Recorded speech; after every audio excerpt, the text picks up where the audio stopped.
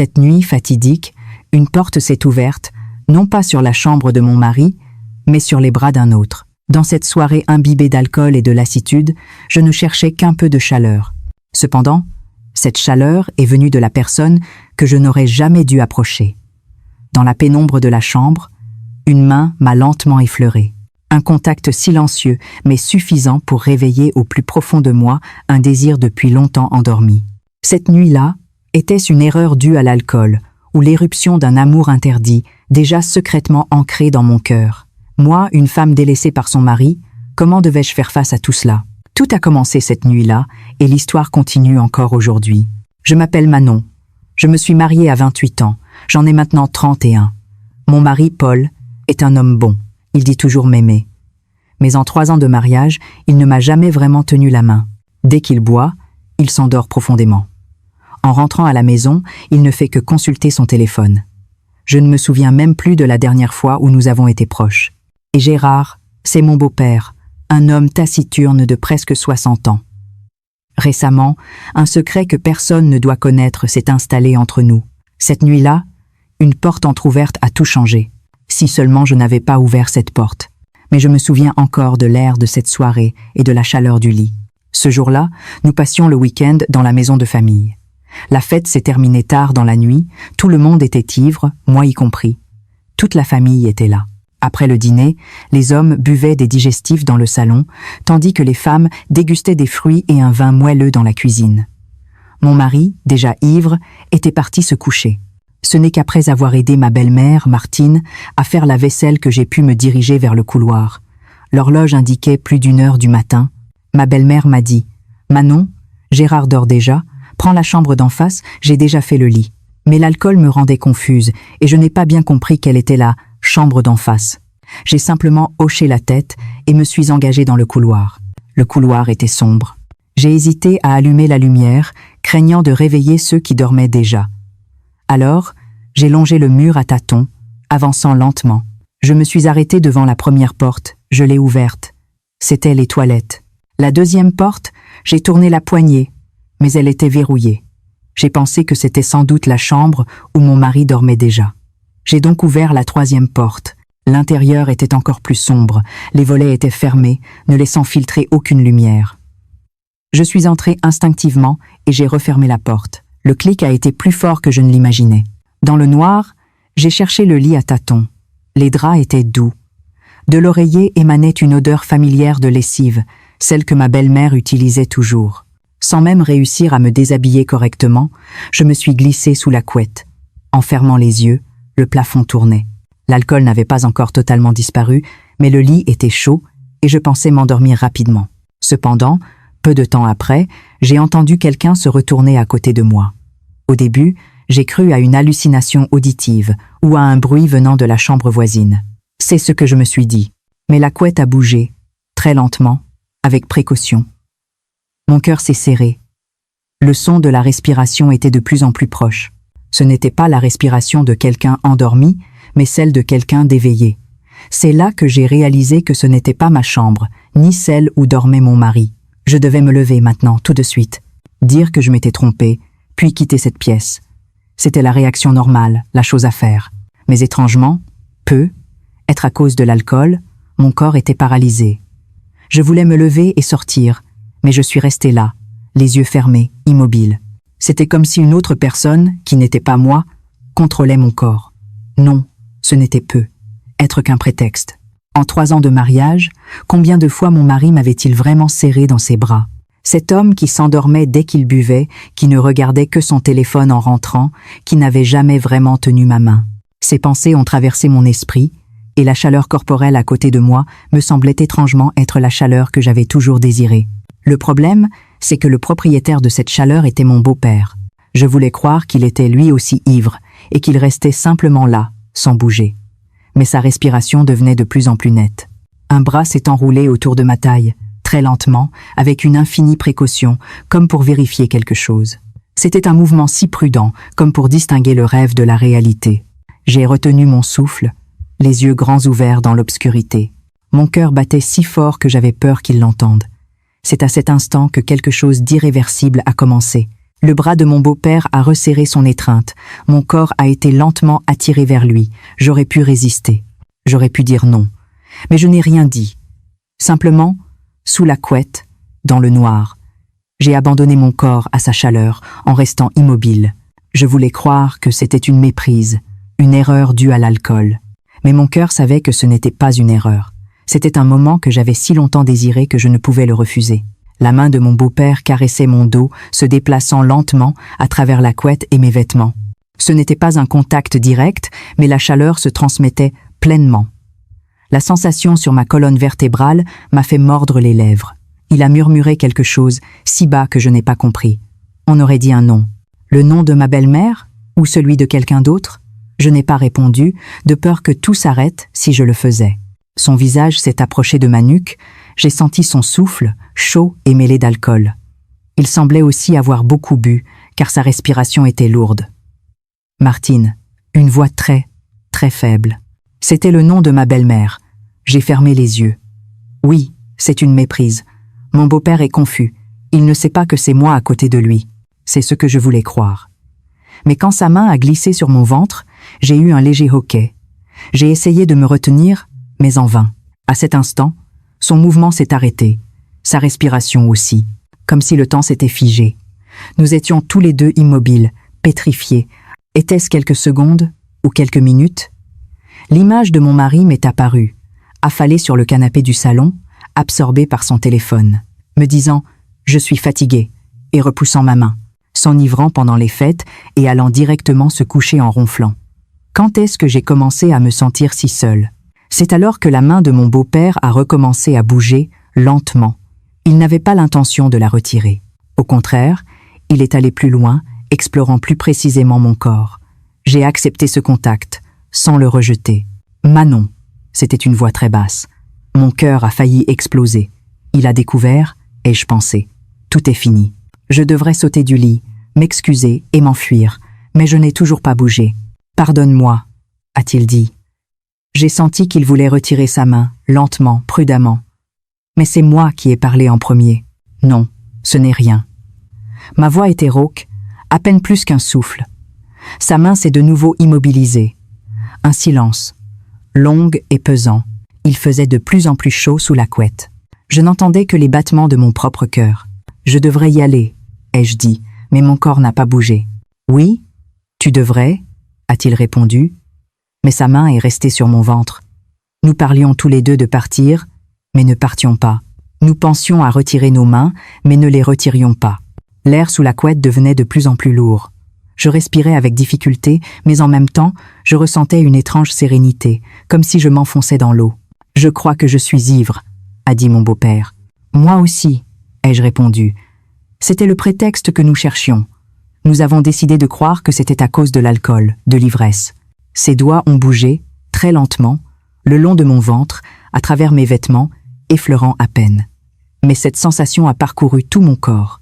J'ai mordu mes lèvres, je ne devais pas faire de bruit. Ma belle-mère dormait à côté, mon mari en face. Pourtant, alors que je pensais à cela, une émotion étrange m'a envahi. Était-ce de la culpabilité? Ou quelque chose de plus complexe? Une émotion indicible. Mon beau-père m'a complètement enlacé par derrière. J'ai senti les battements de son cœur, aussi rapides que les miens.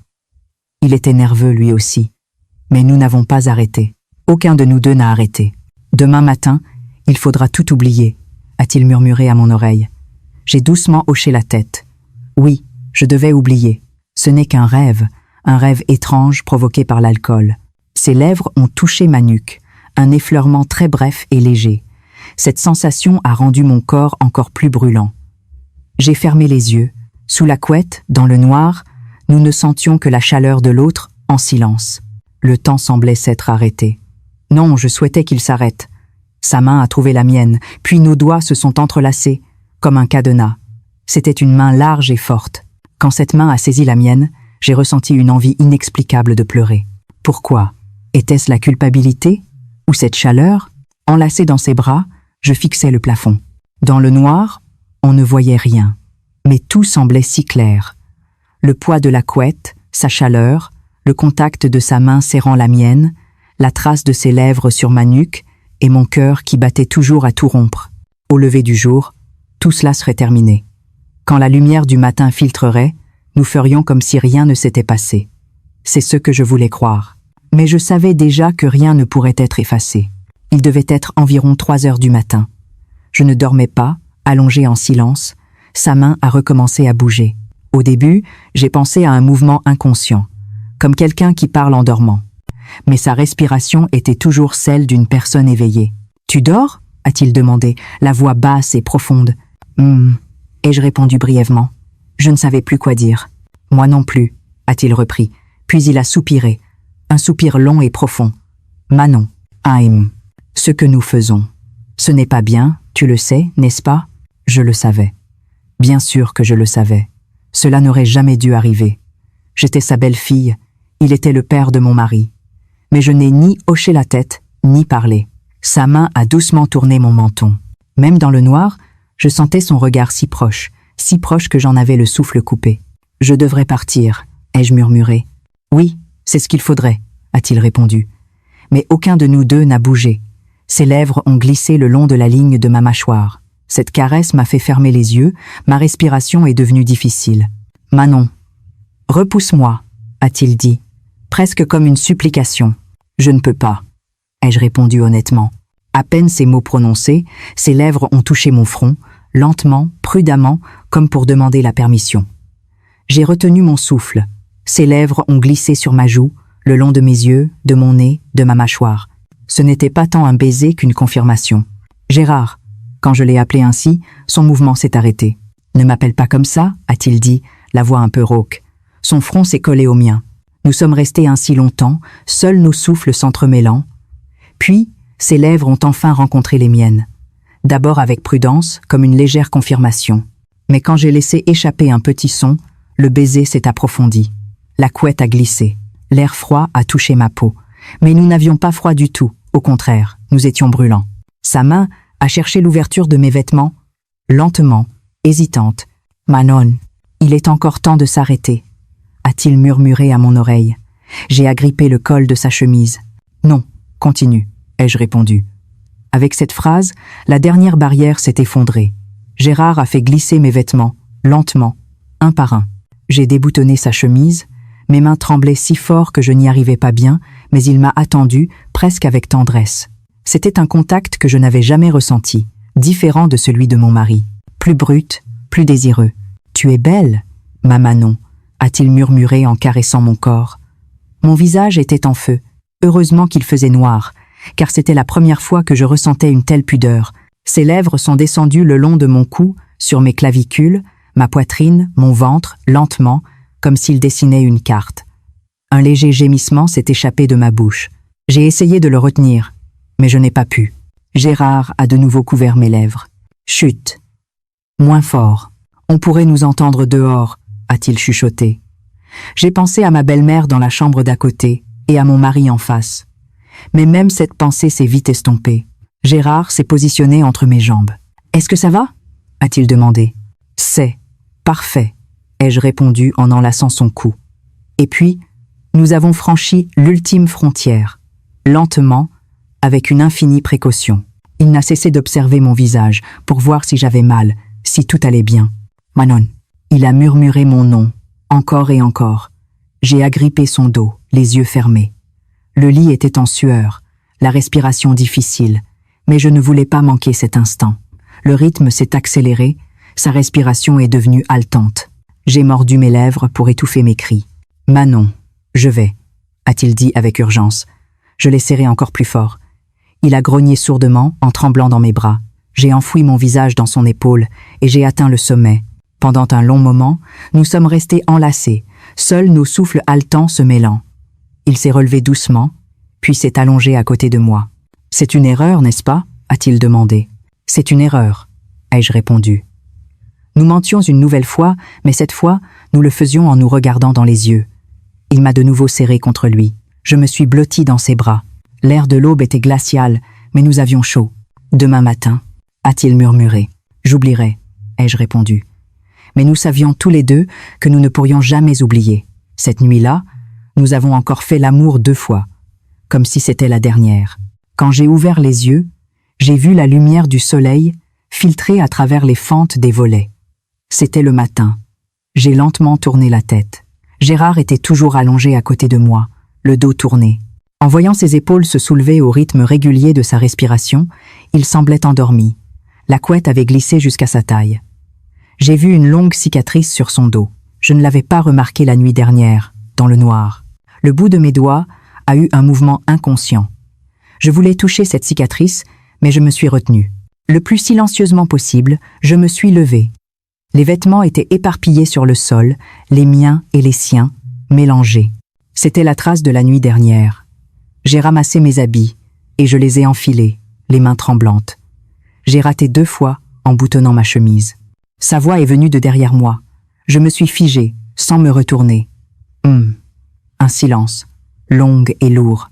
J'ai saisi la poignée de la porte. Sans me retourner, Manon. Tu regrettes? Je me suis arrêté. Est-ce que je regrettais? Devais-je regretter? Je ne sais pas, c'était une réponse honnête. Moi non plus. Sa voix était un peu rauque. J'ai ouvert la porte et je suis sorti. Devant le miroir de la salle de bain, il y avait une marque rouge sur mon cou. Une trace qu'il avait laissée. Je me suis lavé le visage à l'eau froide, cachant la marque avec ma main. Puis, je me suis dirigé vers la chambre d'en face, celle où dormait mon mari. Quand j'ai ouvert la porte, il s'est retourné. « Manon, où étais-tu » ? « Aux toilettes. » Mon mari a refermé les yeux, il semblait encore ivre. « Viens là. » Je me suis approché lentement du lit et me suis allongé à ses côtés. Il m'a prise dans ses bras. C'était une chaleur familière, une étreinte familière. Mais c'était étrange. Quelques heures plus tôt, j'étais dans les bras de mon beau-père, et maintenant, j'étais dans ceux de mon mari. J'ai ressenti une vague de culpabilité, mais en même temps, j'ai senti mes sens s'éveiller à nouveau. L'heure du petit déjeuner est arrivée. Toute la famille était réunie autour de la table. Ma belle-mère avait préparé une soupe et des plats. En m'asseyant, j'ai jeté un coup d'œil furtif à mon beau-père. Il me regardait aussi.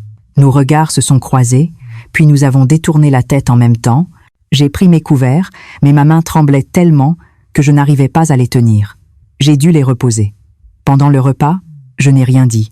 Je ne sentais le goût de rien. Mon beau-père était pareil. Il n'a presque rien mangé.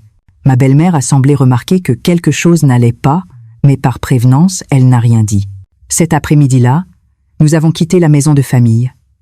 En nous disant au revoir dans l'entrée, mon beau-père m'a regardé. « Fais attention sur la route. » Nos mains se sont frôlées en faisant semblant de se serrer la main. Pendant ce bref instant, son pouce a doucement caressé la paume de ma main. J'ai retenu mon souffle. En montant dans la voiture, j'ai regardé la maison s'éloigner. Mon beau-père se tenait dans l'entrée. Nos regards se sont croisés une dernière fois. Puis la voiture a tourné au coin de la rue. J'ai fermé les yeux, mais je n'arrivais pas à dormir. Le contact de mon beau-père, sa chaleur, son souffle, tout était si vif dans mon esprit. Ce qui s'est passé cette nuit-là était une erreur. C'était à cause de l'ivresse, ça ne se reproduirait plus. Je me le disais, mais mon cœur savait que c'était un mensonge. Si ça avait été une véritable erreur, nous n'aurions fait l'amour qu'une seule fois. Mais ce n'était pas le cas. Nous l'avions fait 3 fois. Sur le chemin du retour, appuyé contre l'épaule de mon mari, je regardais par la fenêtre sans rien voir. « Manon, ça va? Il s'est passé quelque chose ?» a demandé mon mari. « Je vais bien. Rien du tout. J'ai encore menti. Depuis ce jour, je suis devenue une menteuse. De retour à la maison, une semaine s'est écoulée. La vie quotidienne a repris son cours. Le matin, je me levais pour préparer mon mari pour le travail. La journée, je faisais le ménage. Le soir, nous dînions ensemble, regardions la télévision, puis nous nous couchions. Tout était comme avant. Mais quelque chose avait changé. Je n'arrivais plus à dormir la nuit. Allongé à côté de mon mari, je fixais le plafond, me remémorant cette nuit-là, le contact de mon beau-père, son souffle, sa chaleur tournait en boucle dans ma tête. Chaque fois que je prenais une douche, je me regardais dans le miroir. La marque sur mon cou avait disparu, mais je pouvais encore sentir sa présence. Je touchais avec ma main les endroits que ses lèvres avaient effleurés. « Manon, qu'est-ce que tu as ces derniers temps ?» m'a demandé mon mari un soir. « Quoi donc? Tu es souvent dans la lune. Tu ne te sens pas bien ?»« Non, je vais très bien. » J'ai réussi à esquisser un sourire. Mon mari n'a pas insisté, il m'a juste embrassé sur le front. C'était sa manière habituelle de me montrer son affection, mais en recevant ce baiser, je pensais à quelqu'un d'autre. Le 10e jour, ma belle-mère a appelé. Manon, je dois préparer des conserves pour l'hiver. Tu peux venir m'aider? Bien sûr, Martine. Quand? Ce week-end. Gérard sera là aussi. Venez avec Paul. And the physicians be, and the theatres. Après avoir raccroché, je suis restée assise un long moment. À l'idée de retourner là-bas, mon cœur battait étrangement. Était-ce de la peur ou de l'impatience? Plus le week-end approchait, moins je dormais. Je me suis surprise à prendre plus soin de moi, changeant de coiffure, me maquillant plus attentivement que d'habitude. Je ne savais pas pourquoi. Non, je le savais, mais je ne voulais pas l'admettre. « Oh, tu es très jolie aujourd'hui », a dit mon mari. « Il y a une occasion spéciale ?»« Non, juste comme ça. » Il a souri en m'embrassant sur la joue. Mais une fois de plus, j'ai pensé à mon beau-père. Le vendredi soir, mon mari et moi étions au lit. Il a voulu me prendre dans ses bras. « Manon, je suis désolée, je suis très fatiguée. » Je lui ai tourné le dos. Mon mari a hésité un instant, puis m'a tapoté le dos. « D'accord, repose-toi bien. » Sa main était chaude et douce. Mais en fermant les yeux, j'ai pensé à une autre main, plus sauvage, plus brûlante. Samedi matin, dans la voiture en direction de la maison de campagne, je regardais par la fenêtre. Le paysage familier défilait. Cette route, je l'avais empruntée après cette nuit-là. « J'espère que ça ne finira pas trop tard aujourd'hui », a dit mon mari. Je n'ai pas répondu. Mon corps commençait déjà à réagir. Mes mains tremblaient. J'ai dû les serrer fort sur mes genoux. Plus nous approchions de la maison, plus mon cœur battait vite. Je n'arrêtais pas de me dire que rien ne se passerait, que j'allais juste dire bonjour et repartir. Que cette nuit-là était une erreur. Quand la voiture s'est garée devant la maison, la porte d'entrée s'est ouverte. Ma belle-mère et mon beau-père sont sortis ensemble. Nos regards se sont croisés. Et j'ai compris. Rien n'avait changé. Même si je faisais semblant de reprendre ma vie normale, même si j'essayais d'oublier, tout cela n'était pas vrai. À l'instant où j'ai croisé son regard, tous les souvenirs de cette nuit sont revenus, plus vifs que jamais. La chaleur sous la couette, le souffle dans l'obscurité, ces moments où nous nous explorions mutuellement. Je suis sortie de la voiture, les jambes flageolantes, mais j'ai réussi à avancer jusqu'à lui. « Bonjour, Gérard !» Ma voix tremblait. Il a dû le remarquer. « Bonjour. C'est gentil de venir. » Sa voix aussi était différente de d'habitude. Nous nous sommes regardés, en silence. C'est à cet instant que j'ai compris que ce n'était pas fini. Le travail de préparation des conserves était plus exigeant que je ne l'imaginais. Avec ma belle-mère, nous avons coupé des légumes, préparé des sauces, jusqu'à avoir les mains gelées. Mais d'une certaine manière, c'était une bonne chose, car je n'avais pas le temps de penser à autre chose. « Manon, tu peux me verser un verre d'eau, s'il te plaît ?»« Oui, Martine. » Je suis allée dans la cuisine. Debout devant l'évier, je remplissais une carafe. J'ai senti une présence derrière moi. En me retournant, j'ai vu que c'était Gérard. Nous étions seuls dans la petite cuisine. « Où sont les verres ?» a-t-il demandé. « Là-haut », ai-je dit en désignant un placard. Il est passé à côté de moi pour aller vers le placard. En me frôlant, son bras a touché le mien. Un contact très bref, mais je me suis figée. L'eau débordait de la carafe, mais je n'arrivais pas à fermer le robinet. « L'eau déborde », a-t-il dit doucement. Puis sa main s'est posée sur la mienne pour fermer le robinet. Sa main a recouvert la mienne. Nous sommes restés immobiles ainsi. Mon cœur battait si fort qu'il devait l'entendre. « Manon, l'eau n'est toujours pas prête ?» La voix de ma belle-mère est parvenue jusqu'à nous. Nous avons retiré nos mains en même temps. « Si, ça arrive tout de suite !» Je suis sortie précipitamment avec la carafe, les mains tremblantes, l'eau ballottant. Après le déjeuner, mon mari et mon beau-père regardaient la télévision dans le salon. Je faisais la vaisselle avec ma belle-mère. « Manon, tu peux me passer d'autres bocaux, s'il te plaît. Ils sont sur l'étagère du haut. »« D'accord. » J'ai pris une chaise, je suis montée dessus. En tendant le bras pour attraper les bocaux, j'ai perdu l'équilibre. Quelqu'un m'a attrapé par la taille. C'était Gérard. Attention. Sa main était sur ma taille, la serrant fermement. J'ai retenu mon souffle. « Ça va, merci Gérard », ai-je dit doucement. Mais il n'a pas retiré sa main. Je suis descendue lentement de la chaise. Sa main a glissé le long de ma taille. Nous nous sommes retrouvés face à face, si proches. Son regard a balayé mes lèvres. « Papa, tu veux une bière ?» La voix de mon mari nous a fait sursauter. Nous nous sommes séparés instantanément. « Oui, bonne idée. » Gérard est retourné au salon. Je suis restée là, essayant de calmer mon cœur qui battait à tout rompre. En fin de journée, la préparation des conserves était terminée. Ma belle-mère nous a aidés à charger les caisses dans la voiture. Faites attention sur la route. Revenez bientôt. Oui, Martine. Vous vous êtes bien fatiguée. Mon mari est monté le premier dans la voiture. Je suis restée dans l'entrée, face à mon beau-père. « Et fais attention sur la route », a-t-il dit. J'allais me tourner, mais il m'a attrapé le poignet. Un instant, très bref. « Manon. Ein Hispi. Je peux t'appeler ?» Je l'ai regardé. Il me regardait aussi. « Non. Si Paul l'apprend, » ai-je murmuré. « Je comprends. » Il a lâché ma main. Je me suis dirigée vers la voiture. J'ai essayé de ne pas me retourner, mais j'ai fini par le faire. Il était dans l'entrée, me regardant. Sur le chemin du retour, le silence régnait dans la voiture. Mon mari était concentré sur la route, je regardais par la fenêtre. Mais dans ma tête, il n'y avait que lui. La main qui avait touché la mienne en remplissant l'eau, le contact sur ma taille, l'instant où il avait saisi mon poignet. Tout était si vif. De retour à la maison, j'ai posé mes affaires et je suis allée prendre une douche. Dans le miroir, j'ai touché l'endroit où sa main avait touché ma taille. Il n'y avait aucune trace, mais je sentais encore le contact. « Manon, viens te coucher ?» m'a appelé mon mari. « MMA. » Je me suis allongée dans le lit. Il m'a prise dans ses bras. « Tu as bien travaillé aujourd'hui. »« Je t'aime. » Il m'a embrassée sur le front. J'ai fermé les yeux. Mais dans mon cœur, je pensais toujours au contact d'un autre homme, à la chaleur de mon beau-père. À ce moment-là, mon téléphone a vibré. Je me suis délicatement dégagée des bras de mon mari pour regarder. C'était un numéro inconnu, mais je savais qui c'était. Un message est arrivé. « Pardonne-moi, Manon, mais je n'ai pas pu résister. » J'ai serré le téléphone dans ma main. Je ne devrais pas répondre. Ce n'est pas bien. Mais mes doigts ont bougé d'eux-mêmes. Moi aussi.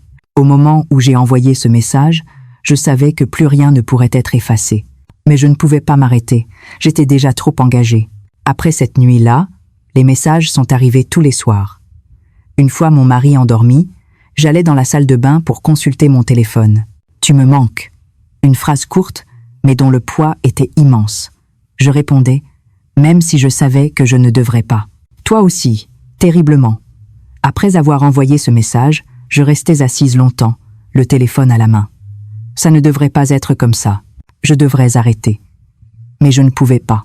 2 semaines ont passé depuis la préparation des conserves. Manon, j'ai quelque chose de prévu ce week-end.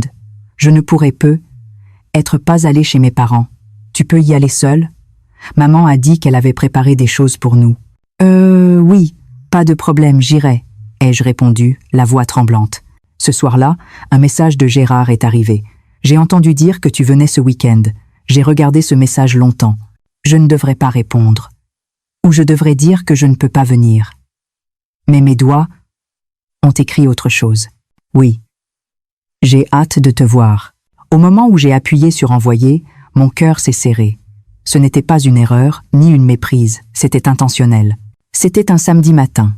Je suis restée longtemps devant le miroir. J'ai essayé plusieurs tenues, me suis maquillée avec plus de soin que d'habitude. Mon mari m'a accompagnée jusqu'à la porte. J'ai ressenti une immense culpabilité. Mais mes pas ne se sont pas arrêtés. En arrivant à la maison de campagne, ma belle-mère est sortie. « Manon, excuse-moi, j'ai une rage de dents terrible. Il faut que j'aille voir un dentiste. Gérard est seul à la maison. Ça ne te dérange pas ?» J'ai hésité un instant.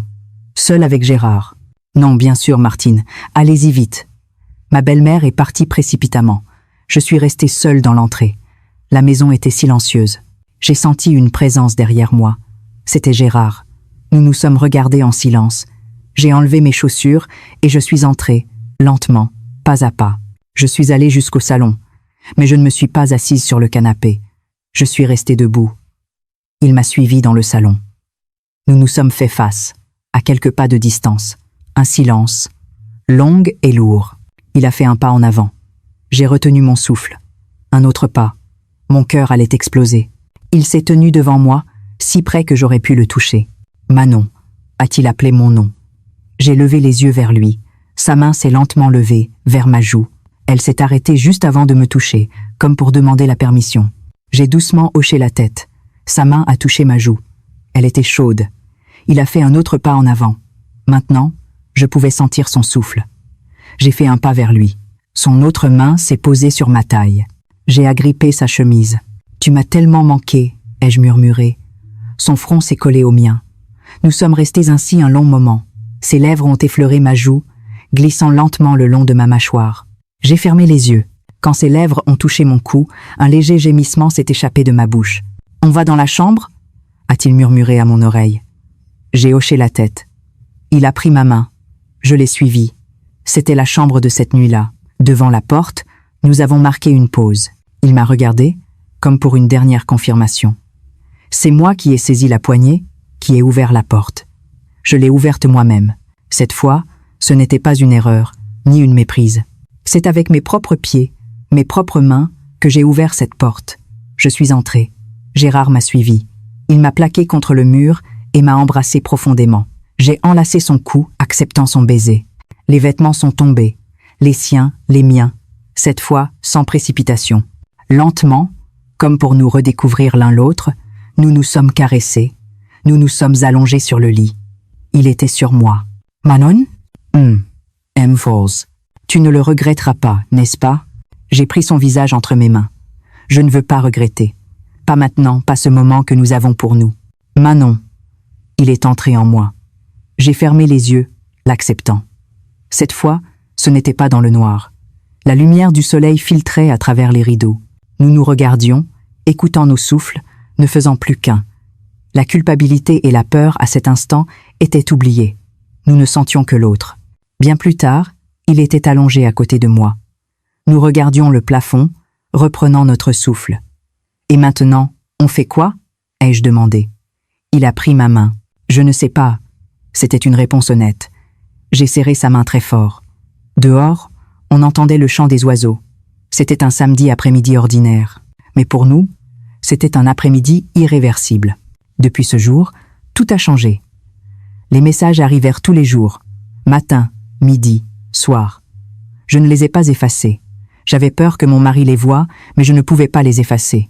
J'allais chez mes beaux-parents une fois par semaine. Les prétextes étaient nombreux. Aller chercher des légumes, aider au ménage, ma belle-mère m'appelait.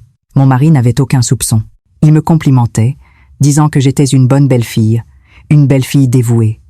Chaque fois que j'entendais ces mots, mon cœur se déchirait. Un mois a passé. Ce jour-là, j'étais aussi chez mes beaux-parents. Ma belle-mère était partie au marché. Nous étions seuls, nous étions allongés côte à côte sur le lit. Gérard me caressait doucement les cheveux, lentement, tendrement. La lumière du soleil filtrait à travers les rideaux, éclairant son visage. J'ai regardé ce visage en silence, son front ridé, les pattes d'oie au coin de ses yeux, la ligne de sa mâchoire toujours ferme. Étais-je tombée amoureuse de cet homme, ou étais-je simplement attirée par l'interdit? Manon. Il a appelé mon nom. J'ai enfoui mon visage dans sa poitrine, écoutant les battements de son cœur. Cette nuit-là, ce n'était pas une erreur.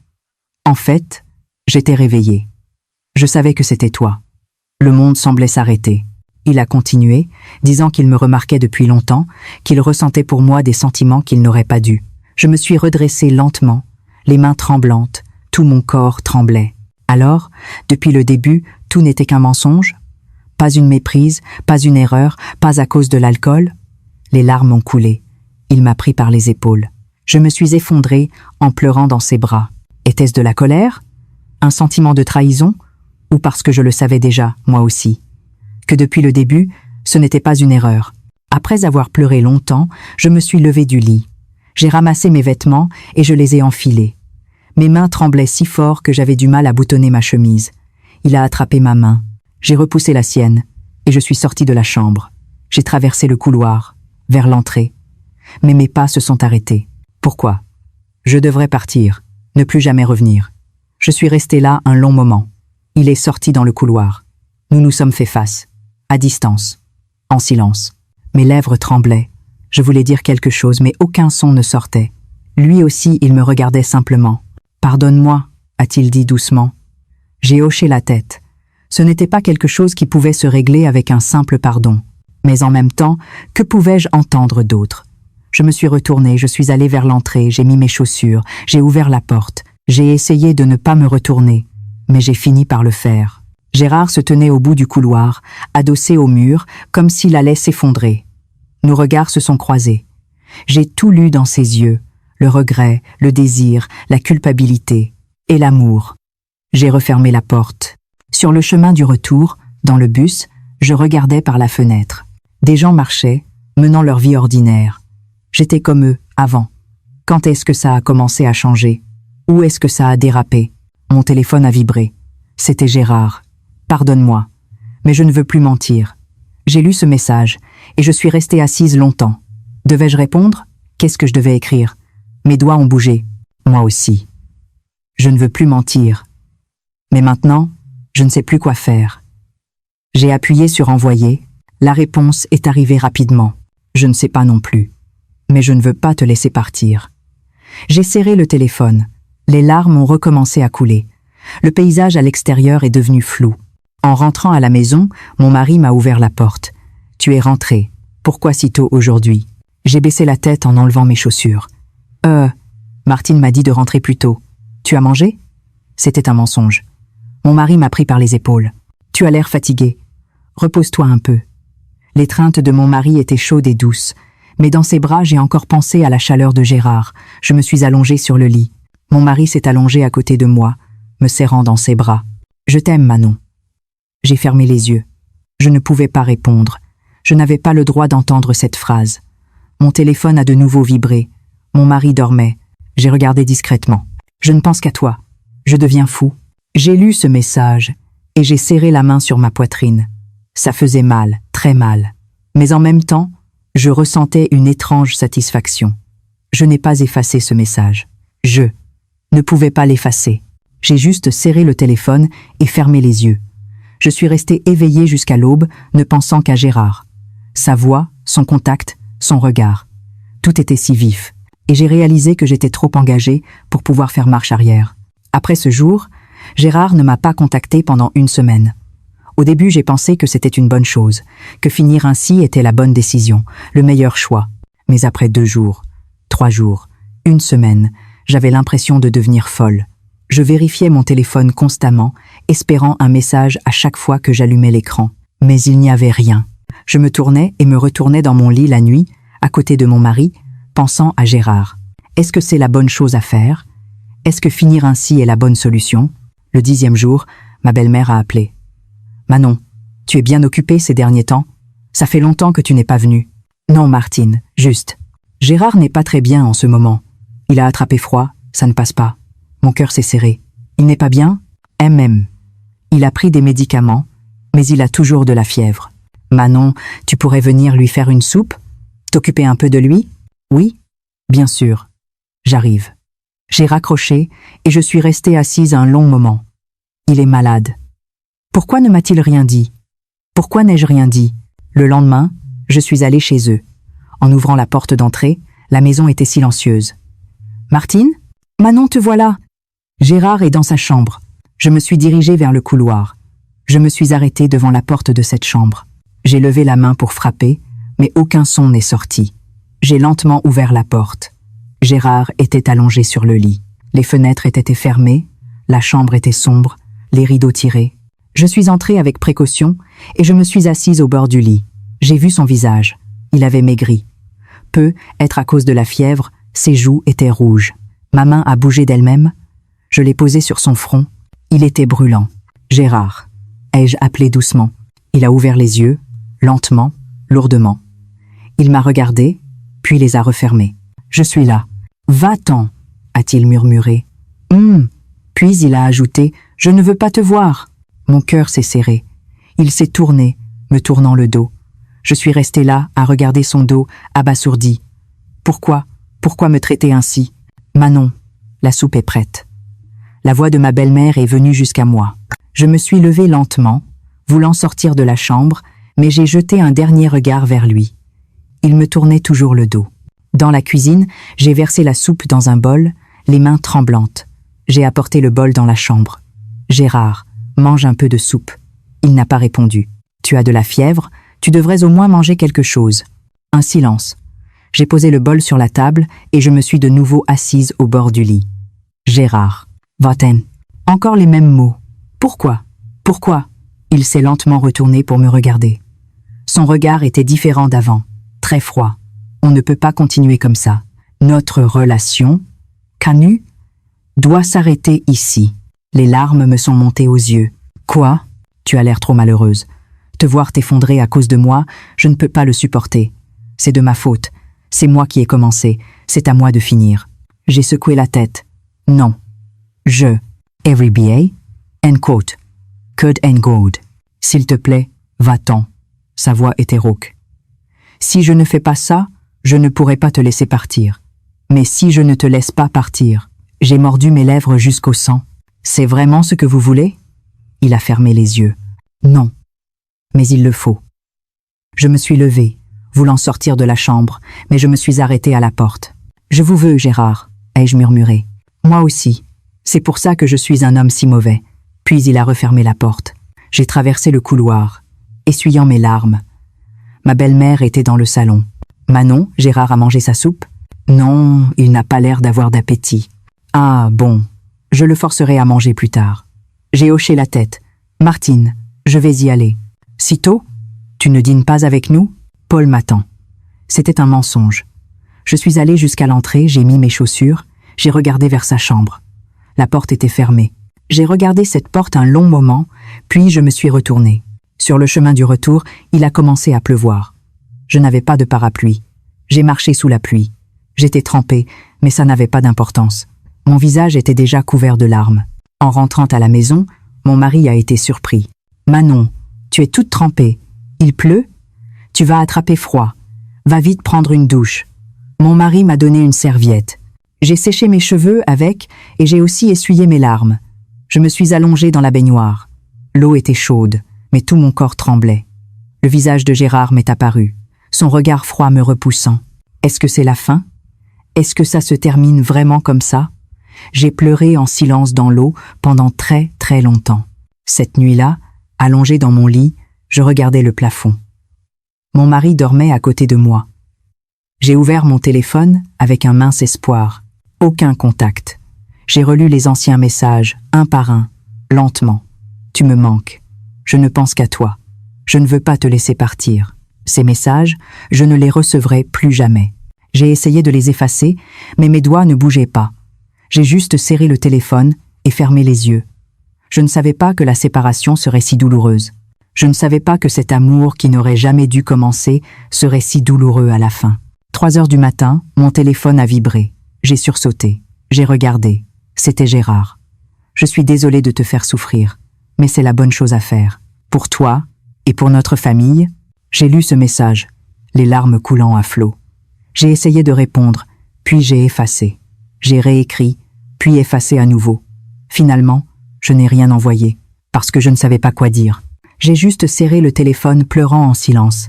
1 mois a passé. Aucun contact. Je ne suis pas non plus allée chez mes beaux-parents. Ma belle-mère a appelé plusieurs fois, mais j'ai prétexté être occupée.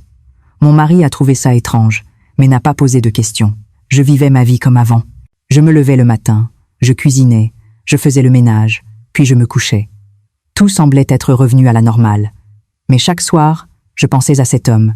C'était un vendredi soir. Mon mari était en déplacement pour 2 jours. J'étais seule à la maison. J'ai allumé la télévision, mais je ne voyais rien, je n'entendais que le son. J'ai pris mon téléphone, j'ai ouvert les anciens messages. Les messages de Gérard étaient toujours là. Je n'en avais effacé aucun. Mon doigt a glissé sur son numéro. J'ai hésité longtemps. L'appeler ou pas? Finalement, je ne l'ai pas fait. À la place, j'ai écrit un message. « Comment allez-vous » Je l'ai envoyé. Mon cœur battait la chamade. 5 minutes, 10 minutes, 30 minutes ont passé. Pas de réponse. J'ai posé le téléphone, je me suis allongée sur le canapé, j'ai fermé les yeux. Mais à 2 heures du matin, la sonnette a retenti. J'ai sursauté, me réveillant. Qui ça peut être? J'ai regardé l'interphone. C'était Gérard. Mes mains tremblaient. Devais-je ouvrir? La sonnette a retenti à nouveau. Je me suis dirigée lentement vers l'entrée. Debout devant la porte, la main sur la poignée, j'ai pris une profonde inspiration. Puis, j'ai ouvert la porte. Gérard était là. Il était trempé par la pluie. Ses cheveux et ses vêtements étaient mouillés. Nous nous sommes regardés en silence. Ses yeux tremblaient. « Pourquoi es-tu venu » ai-je réussi à articuler. Il a fait un pas en avant, mais j'ai reculé. Il est entré, il a refermé la porte. Nous étions seuls dans le couloir. Ses mains ont pris mon visage. Elles étaient froides, humides, et pourtant si chaudes. « Je n'en peux plus » a-t-il murmuré. J'ai fermé les yeux. « Moi non plus » ai-je murmuré. Gérard m'a serré dans ses bras, très fort. J'ai pleuré dans ses bras, longtemps. Il tremblait, lui aussi, comme moi. Nous sommes allés dans la chambre. Nous avons enlevé nos vêtements, lentement, en nous regardant dans les yeux. Nous nous sommes allongés sur le lit. Il était sur moi. Il m'a embrassé, profondément, avec désir. Ses mains ont caressé mon corps, comme pour vérifier la chaleur de l'autre. Puis, Gérard est entré en moi. J'ai fermé les yeux, l'acceptant. Cette fois-ci, ce n'était pas dans le noir. La lumière de la lune filtrait à travers les rideaux. Nous nous regardions, écoutant nos souffles, ne faisant plus qu'un. La culpabilité et la peur, à cet instant, étaient oubliées. Nous ne sentions que l'autre. Bien plus tard, nous étions allongés côte à côte, en sueur. Il a pris ma main. J'ai serré cette main très fort. « Et maintenant, on fait quoi ?» ai-je demandé. Il n'a pas répondu. Il ne pouvait probablement pas répondre non plus. Le jour s'est levé. Gérard a enfilé ses vêtements. Je l'ai regardé faire, enroulé dans les draps. « Tu pars déjà ?»« Quand est-ce qu'on se reverra ?» Un silence. Il s'est assis au bord du lit, me caressant les cheveux. « Manon, on ne peut pas continuer. » Nous le savons tous les deux, n'est-ce pas? Je le savais. Mais je ne voulais pas l'entendre. Mais je le savais. Je ne voulais pas non plus abandonner cette relation. Il m'a embrassé sur les lèvres, comme un dernier baiser. Mais je pense qu'il est temps de mettre de l'ordre dans tout ça. J'ai saisi sa main. « Non, Manon, juste une fois de plus. Encore une fois. » Il a fermé les yeux, puis a secoué la tête. Il s'est levé, s'est dirigé vers la porte, a saisi la poignée. « Je t'aime, Manon, » a-t-il dit. Puis il a ouvert la porte et il est parti. Je suis restée à pleurer sous la couette. J'ai entendu la porte se refermer. Cette nuit-là, cette porte entr'ouverte. Je me souviens encore de la chaleur du lit, du souffle dans l'obscurité et de ces moments irréversibles. Était-ce une erreur ou le destin? Je ne le sais toujours pas. Mais une chose est sûre. Même si je pouvais retourner à ce jour, je ferais le même choix. J'ouvrirais à nouveau cette porte. Ma relation avec Gérard, jusqu'au 31 octobre 2025, continue. Si vous étiez à ma place à ce moment-là, une femme délaissée par son mari, en proie à la solitude, auriez-vous refusé le contact chaleureux de Gérard? Cette porte poussée par accident dans la solitude, m'a finalement conduite sur un chemin que même moi, j'ai du mal à comprendre. Peut-être que ce n'est pas une histoire de bien ou de mal, mais une exploration profonde du cœur humain, sur la façon dont, au plus profond de la solitude, nous cherchons cette chaleur tant désirée. Cela m'a permis de voir au fond de moi-même ces désirs et ces luttes, réprimés par les normes sociales, mais bien réelles. Peut-être ainsi que l'on grandit. En se découvrant dans la confusion, en comprenant des vérités plus complexes dans des choix qui semblent erronés. Le chemin de la vie n'est jamais droit, et les subtilités du cœur humain le sont encore moins. Je ne sais pas où ce voyage me mènera, mais je crois que chaque expérience, aussi déroutante ou difficile soit-elle, nous guide vers une connaissance plus profonde de nous-mêmes et des possibilités infinies de la vie. Si vous aussi, vous avez connu des doutes et des émotions similaires, ou si vous avez une vision unique de la complexité de la nature humaine, n'hésitez pas à partager vos pensées dans les commentaires. Engageons ensemble, à la lumière de cette histoire, un dialogue sur la compréhension et la croissance. Merci de votre attention et à bientôt.